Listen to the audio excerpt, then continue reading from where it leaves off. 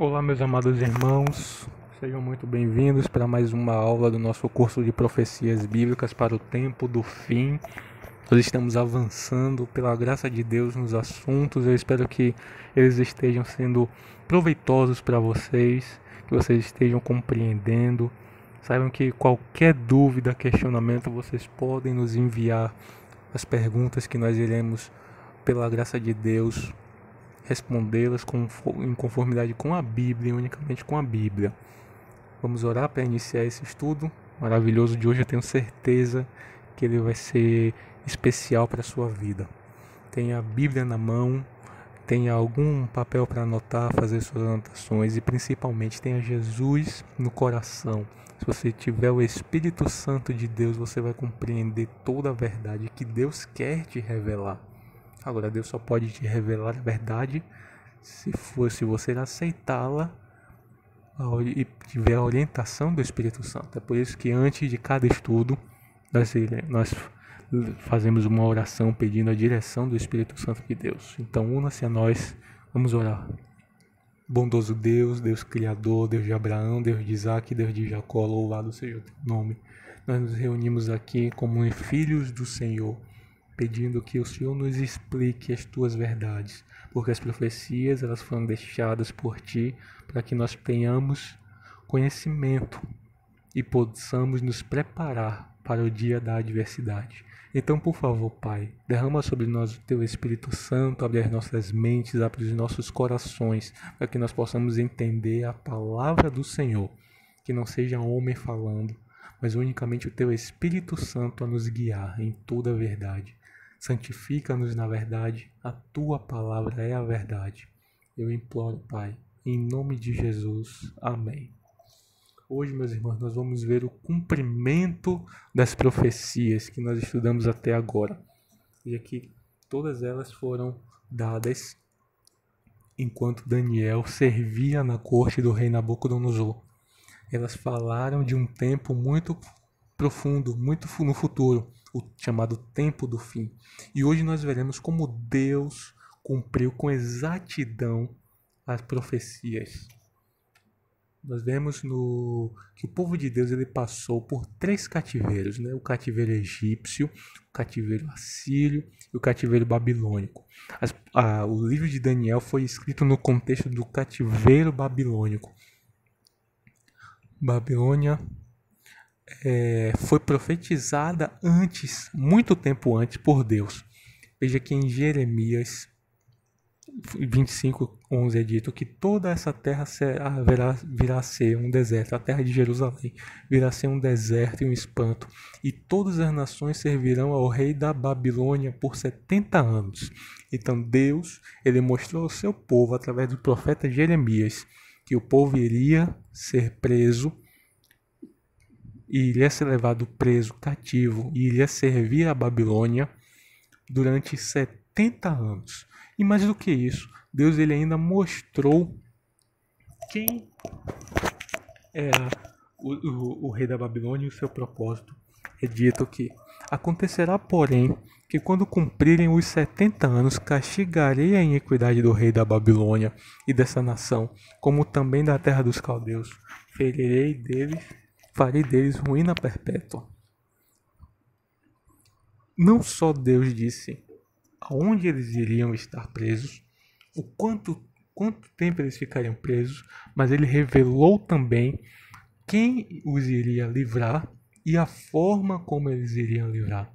Veja que Isaías 45:1 é dito que assim diz o Senhor a seu ungido, a Ciro, a quem tomo pela mão direita, para bater as nações ante sua face, para distinguir os lombos dos reis e para abrir diante dele as portas que não se fecharão.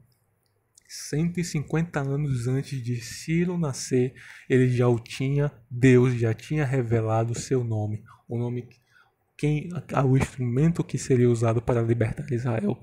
E não só isso, ainda disse a forma como ele iria vencer o rei da Babilônia. Veja, em Isaías 44, que digo às profundezas das águas, seca-te, e eu secarei os teus rios.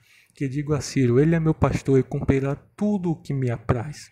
Que digo também a Jerusalém, será edificada e o templo será fundado. Nós vamos ver como isso se aplica aos dias futuros. Se existe algum tipo de tipologia nessa pré-eleição de Deus a Ciro, né?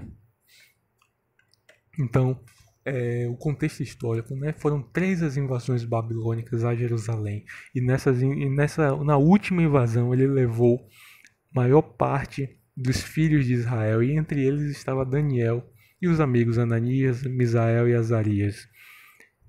E o povo de Israel foi levado para ser escravo na Babilônia durante 70 anos.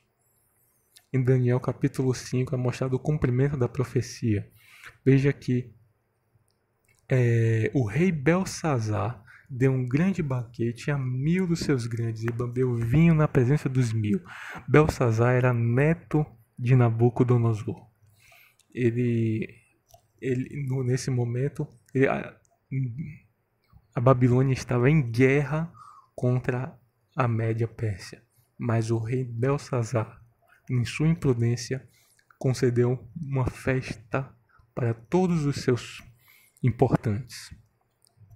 E a Bíblia continua: enquanto Belsazar bebia e apreciava o vinho, mandou trazer os utensílios de ouro e de prata de Nabucodonosor, que seu pai tirara do templo, e estava em Jerusalém, para que neles bebesse o rei e seus grandes e suas mulheres. Ou seja, ele utilizou os utensílios do templo sagrado de Deus, utensílios esses que eram utilizados no ritual dos sacrifícios em adoração ao Deus verdadeiro para as suas festas. E nós sabemos pela história que essas festas eram festas com orgias, com bebedeiras e tudo aquilo que reprovava Deus, que Deus reprovava. E mais, muitas dessas comidas eram sacrificadas a ídolos. Veja que o que continua: eles beberam vinho e deram louvores aos deuses de ouro, de prata, de bronze, de ferro e de madeira. Veja o paralelo. Você lembra de que materiais eram feitos a estátua do sonho de Nabucodonosor? Cabeça de ferro, os braços de prata, os quadris de bronze, as pernas de ferro e os pés. Eles eram de barro, de lodo, misturado com ferro, e havia uma pedra que vinha dos céus cortada sem auxílio de mãos humanas que destruía a pedra. O que o rei Belsazar está querendo dizer com isso? Ele está fazendo uma afronta direta contra Deus, blasfemando contra Deus. Ele está dizendo que os deuses, o Deus de Israel não é mais forte que os deuses da Babilônia. E por isso ele faz esse simbolismo. É uma afronta dizendo que o reino da Babilônia nunca passaria, que as profecias que foram dadas por Deus através do profeta Daniel, elas não se cumpririam. Mais uma vez a rebeldia. Mas veja o que aconteceu. No mesmo instante apareceram os dedos na mão de homem e escreviam de fronte do candeeiro na caidura da parede do palácio real. E o rei via os dedos que estavam escrevendo. Então se mudou o semblante do rei e seus pensamentos se turbaram. E a junta dos seus ombros relaxaram e os joelhos batiam uns nos outros. Ou seja, o mesmo momento de festa, de alegria, se tornou um momento de pranto, de medo, de pavor. Uma mão apareceu e escreveu um mistério na parede. Somente o rei viu. Ele leu, mas ele não compreendeu o que estava escrito. Então ele chamou todos os sábios e nenhum deles puderam ler, nem fazer a sua interpretação. Veja que mais uma vez, de forma semelhante ao que aconteceu com o rei Nabucodonosor, houve uma escolha. No momento houve a rebeldia, e no momento que essa rebeldia traz consequências negativas, ele fez mais uma escolha errada. Ele chamou os falsos deuses, os falsos profetas para lhe dizer esse mistério. Ele confiou naqueles que não poderiam fazer nada para o libertar, enquanto havia no reino alguém enviado pelo Deus verdadeiro, e havia um Deus todo-poderoso que atuava em Babilônia. E esse era o único Deus, esse Deus a quem ele rejeitava, era o único Deus que podia salvar. A rainha mãe, a avó de Beltesazar, disse: há no teu reino um homem que tem o espírito dos deuses santos. Nos dias do teu pai se achou nele luz, inteligência e sabedoria, como sabedoria dos deuses. Teu pai, o rei Nabucodonosor, sim, teu pai, o rei, o constituiu chefe dos magos, dos encantadores, dos caldeus e dos feiticeiros. Vejam, meus irmãos, que em Daniel habitava o Espírito Santo de Deus. A rainha mãe não conhecia o que era Espírito Santo de Deus. Provavelmente ela não conhecia muito sobre a Bíblia, nem sobre o Deus de Israel. Mas ela viu em Daniel algo diferente. Ela viu em Daniel o poder do Espírito Santo de Deus atuando na vida dele. E esse poder deu grande testemunho. E assim pode ser na sua vida também. Se você permitir que o Espírito Santo de Deus inunde o seu coração, isso vai transparecer. E para as outras pessoas, você irá testemunhar com suas ações. E o Espírito Santo de Deus irá preencher a sua vida de tal maneira que se tornará visível a olho de todos que Deus atua em sua vida. Ela provavelmente já tinha conhecimento das histórias que relacionavam Nabucodonosor e Daniel, de como Daniel o havia revelado os sonhos da estátua, como Daniel tinha mostrado ao rei Nabucodonosor o que aconteceria com ele se ele continuasse renegando a palavra de Deus. Então, por isso, ela pôde dizer ao seu neto, Belsazar, que Daniel era capaz de mostrar esse mistério. Daniel foi convocado e ele revelou o mistério. Ele disse: da parte de Deus, esse mesmo Deus que vocês afrontam e blasfemam, da parte dele foi enviada aquela mão que traçou na escritura. Esta, pois, é a escritura que se traçou.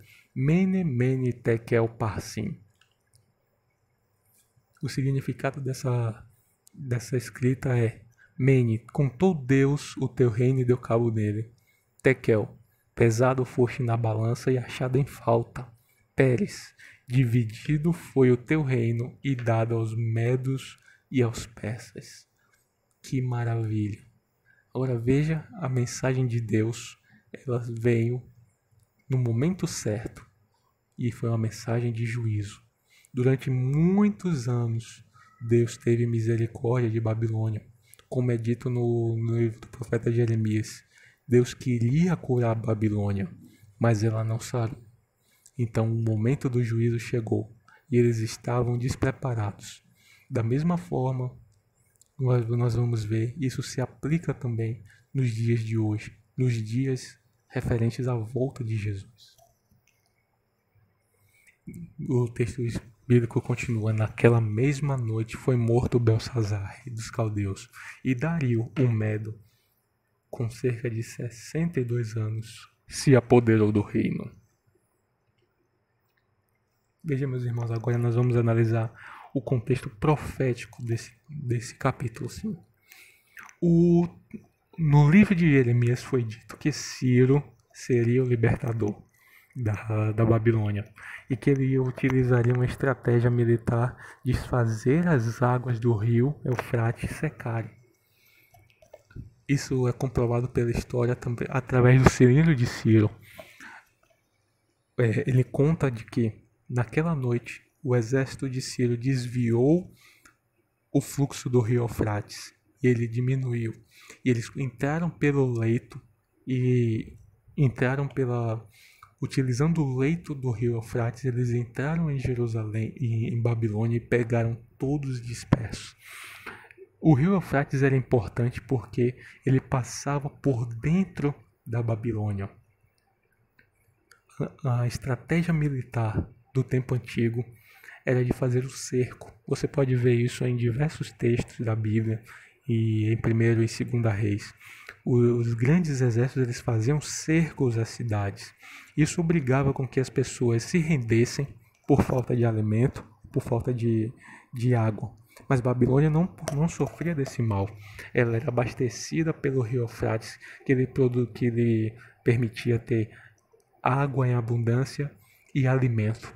Então, um cerco à cidade da Babilônia nunca iria funcionar. Era por isso que Babilônia era invencível. Então, em profecias, nós já vimos que os rios, que as águas, significam pessoas, povos, multidões e línguas. Então, o significado do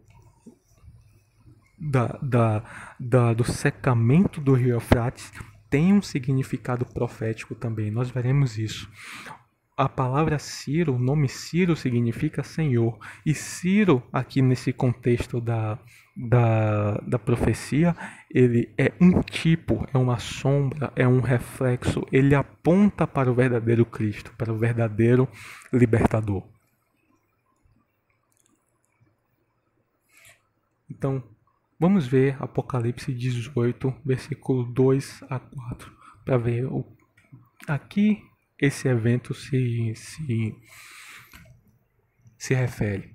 Em Apocalipse é dado um anúncio de queda da Babilônia. Mas ora, se Babilônia caiu no ano 526 a.C., a que Babilônia então o Apocalipse está se referindo? É a Babilônia espiritual. Babilônia espiritual significa todo esse sistema político religioso que nós vimos que imita e falsifica as verdades de Deus. O secamento do rio Eufrates também é mostrado em Apocalipse. Veja que no livro de Apocalipse, no capítulo 16, é mostrado as 7 últimas pragas. E a 6ª praga é justamente o secamento do rio Eufrates. Diz o texto: derramou o 6º anjo a sua taça sobre o rio Eufrates, cujas águas secaram, para que preparasse o caminho dos reis que vêm do lado do nascimento do sol. Ou seja, os reis que vêm do lado do nascimento do sol, os reis que vêm do oriente, apontam para Jesus.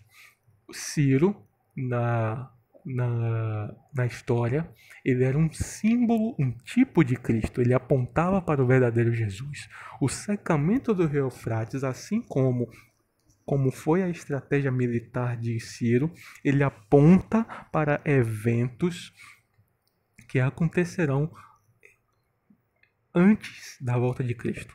Como nós vimos, águas significam pessoas, povos, multidões e línguas. O rio Eufrates para a Babilônia, ele significava sustento. Ele era o que mantinha Babilônia em pé. Então, profeticamente, no livro de Apocalipse, os rios Eufrates e as águas do rio, eles significam o apoio das nações, o apoio político, apoio das pessoas a esse sistema religioso falso imposto pelo chifre pequeno de Daniel, capítulo 7, e pela besta apresentada no Apocalipse, capítulo 13. Compreende? Quando Deus diz em Apocalipse que o grande rio Eufrates iria secar, preparando o caminho para a volta de Cristo, do Rei do Oriente, quer dizer que a Babilônia espiritual, que é esse sistema religioso falso imposto pelo pequeno chifre, que nós já identificamos ser o poder papal, ele iria perder o apoio político, o apoio das pessoas. E essa perda do apoio político, do apoio mundial, do apoio das pessoas, iria ser um sinal da iminente volta de Cristo. Então a tipologia ela é mostrada assim, a Babilônia física, o reino de Nabucodonosor, ele aponta para a Babilônia mística, espiritual do tempo do fim, a qual nós já sabemos que opera. Ciro, ele aponta para o verdadeiro libertador, que é Jesus Cristo. O rio Eufrates são as condições políticas, porque o rio Ele dava sustentação ao império de Nabucodonosor. As águas são as pessoas e o secamento do rio, ele aponta para a perda do apoio político e civil desse sistema religioso falso. Os reis do Oriente são Cristo e seus anjos. Agora, o interessante, meus amigos, em complemento ao que foi dito no estudo anterior, quando nós apontamos, identificamos quem é o chifre pequeno e a sua atuação, isso em nada quer dizer as pessoas. Quando nós identificamos o chifre pequeno como sendo o Papa, quando nós identificamos a Babilônia espiritual como sendo esse sistema religioso falso imposto por esse movimento político e religioso, em nada nós estamos criticando os nossos irmãos católicos. Sabe por quê? Porque Deus, ele fala diretamente com eles. Veja, em Apocalipse 18:4, retirai-vos, ouvi outra voz, retirai-vos dela, de quem? De Babilônia, povo meu, para não ser de cúmplices dos seus pecados e para não participar dos seus flagelos. Veja a profundidade do texto.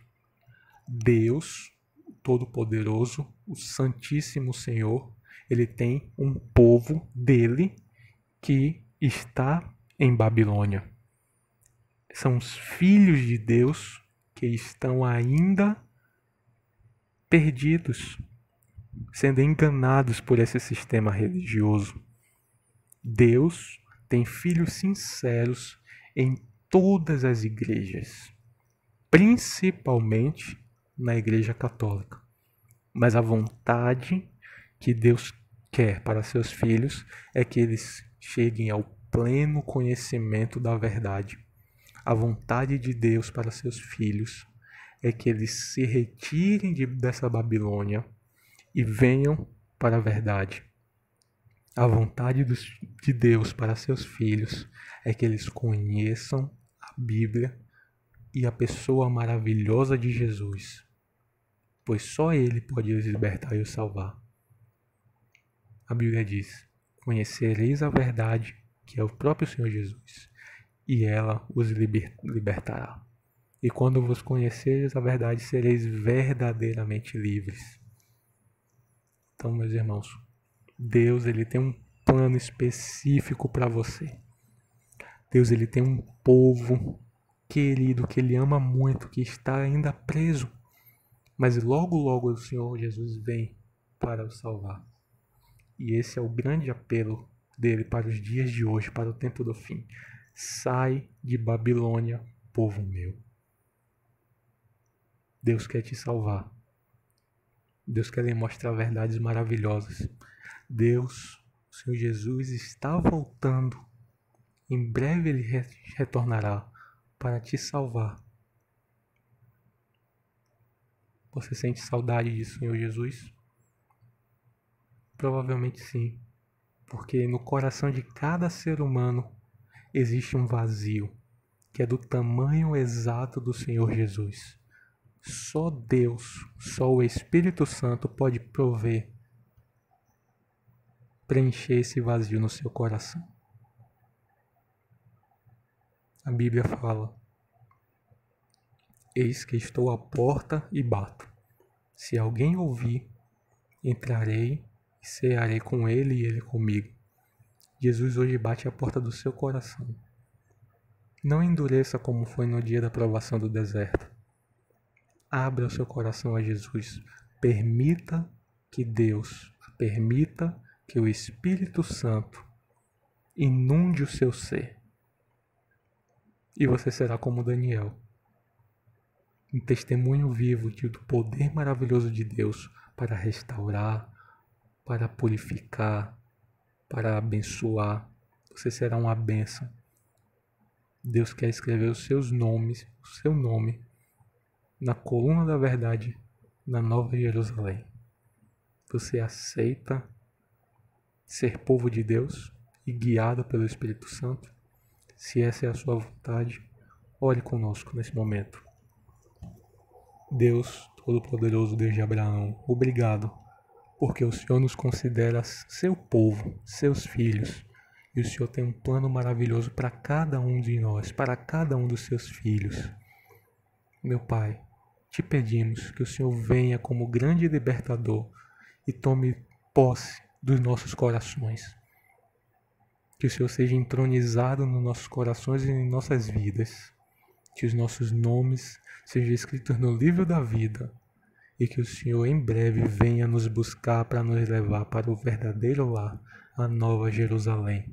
E que nós assim possamos estar juntos, eternamente aos teus pés. Cumpre em nós o teu querer e a tua vontade. Nos salva, nos livra do mal. É o que nós te pedimos.